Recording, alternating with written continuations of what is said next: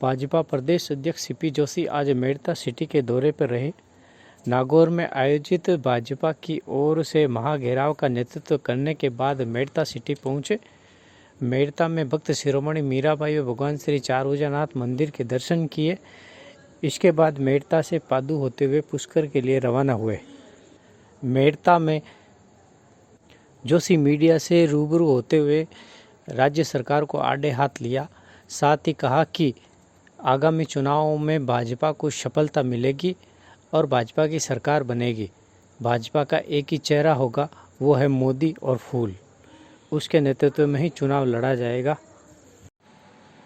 इस दौरान उप जिला प्रमुख शोभाराम जयपाल, मेड़ता जनता प्रधान संदीप चौधरी, नरेश पारिक, इस्लाम पठान, लक्ष्मण कलरू, पवन पड़ताणी, स्टेफी चौहान, श्रवणपुरी लीलिया, त्रिभुवन जोशी, जितेंद्र गहलोत, विनोद भाटी, राजूराम रुनवाल, राजकुमार अभिमन्यु, कैलाश जांगीड़, राजवीर जाजड़ा, कल्पना चौहान, मुक्तिलाल सहित अनेक जनप्रतिनिधि, भाजपा नेता कार्यकर्ता मौजूद रहे। चारभुजा जी और मीरा मंदिर में दर्शन करने का अवसर मिला। आज चित्तौड़ भूमि की ओर से मेड़ता की भूमि को नमन करने का अवसर मिला, क्योंकि चित्तौड़ और मेड़ता का एक बहुत निकट रिश्ता है। आक्रोश रैली थी नागौर में और पूरे प्रदेश में। जिन वादों की बुनियाद पर राजस्थान में सरकार बनी 4.5 वर्ष में, सिर्फ और सिर्फ वादा खिलाफी और थोथी घोषणा के अलावा सरकार में कुछ नहीं हुआ।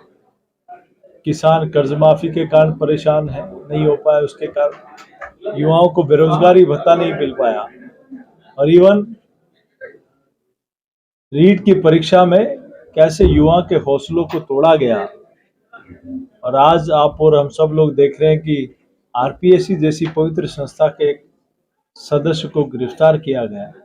ये सिर्फ एक मोहरा है, इसके पीछे बड़े हाथ हैं। जब तक वो नहीं आएंगे सामने, तब तक इसका असलियत पता नहीं लगेगी। लाखों युवाओं का भविष्य बर्बाद करने का काम राजस्थान की सरकार ने किया। तुष्टीकरण की पराकाष्ठा पिछले 4.5 वर्षों में हुई।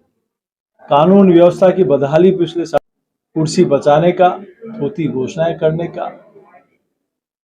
इसलिए जनता की आवाज बनकर भारतीय जनता पार्टी ने पूरे प्रदेश में पहले पंचायत स्तर पर, विधानसभा स्तर पर, अब जिला स्तर पर आक्रोश यात्रा कर रहे हैं, घेराव कर रहे हैं और हजारों की संख्या में लोग अपना आक्रोश प्रकट करने पहुंच रहे हैं और संकल्प भी ले रहे हैं कि 2023 में राजस्थान में कमल खिलाना है। इस प्रकार से तमाम जिन युवाओं के साथ खिलवाड़ किया जिन लोगों ने, ऐसे लोगों को कड़ी सजा देने का काम भारतीय जनता पार्टी की सरकार आने के बाद होगा। आप देखिए कि पुराने कालखंड में जब जब भी भारतीय जनता पार्टी का शासन रहा और कांग्रेस पार्टी का शासन रहा, आपको रोजगार में रात दिन का फर्क लगेगा। भारतीय जनता पार्टी के शासन में चाहे हेल्थ हो, एजुकेशन हो, पुलिस हो, नर्सिंग हो, मेडिकल हो, हर सेक्टर में, चाहे एनिमल हस्बेंड्री हो, हर डिपार्टमेंट में भर्ती हुई और हजारों लाखों की संख्या में युवाओं को रोजगार देने का काम हुआ। लेकिन पिछले 4.5 वर्षों में सिर्फ और सिर्फ पेपर लीक के अलावा कोई काम नहीं हुआ। जल जीवन मिशन के लिए केंद्र सरकार ने 27,000 करोड़ दिया। आपने कितने हजार खर्च किए? कौन जिम्मेदार है? आज 4.5 वर्ष में गांव में पीने का पानी नहीं पहुंच पाया, उसके लिए कौन जिम्मेदार है? आज वो अपना कंट्रीब्यूशन जानबूझकर नहीं दिया तो राजस्थान की जनता इसको भुगत रही है। पूरे देश भर में जल जीवन मिशन में सबसे नीचे कोई राज्य है, राजस्थान है। राजस्थान की सरकार को इसका जवाब देना चाहिए। काम कर रही थी तब वहां सड़क से लेकर हॉस्पिटल तक भारतीय जनता पार्टी का कार्यकर्ता सेवा के काम में लगा था। किसी को खून चाहिए, किसी को दवा चाहिए, किसी को सैनिटाइजर चाहिए, किसी को मास्क चाहिए। और इवन हॉस्पिटल कहीं किसी की डेथ हो गई तो फ्यूनरल करना है, कोई नहीं पहुंच पाया तो भारतीय जनता पार्टी के कार्यकर्ताओं ने जाके किया। तो चुनाव आगामी समय में निश्चित रूप से चुनाव है, तो 2023 में और 2024 में भारतीय जनता पार्टी का कमल खिले, इसके लिए जनता का खूब आशीर्वाद मिल रहा है और कसक भी है जनता के मन में कि हमने 2018 में गलती कर दी, मात्र 1.5 लाख वोटों से भारतीय जनता पार्टी पीछे लगी। उसके कारण राजस्थान पिछले 4.5 वर्ष से विकास की अवरुद्ध की एक अभिशाप सा बन गया। कानून व्यवस्था बदहाल हो गई, तुष्टीकरण चरम पर पहुंच गई। इसीलिए जनता ने मन बना लिया है कि राजस्थान में फिर से कमल खिलाना है।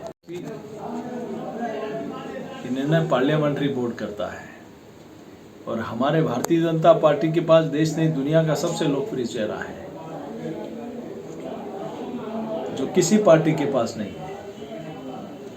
माननीय मोदी जी के चेहरे पर भारतीय जनता पार्टी चुनाव लड़ेगी और उसके बाद जो भी निर्णय होगा पार्लियामेंट्री बोर्ड उसमें।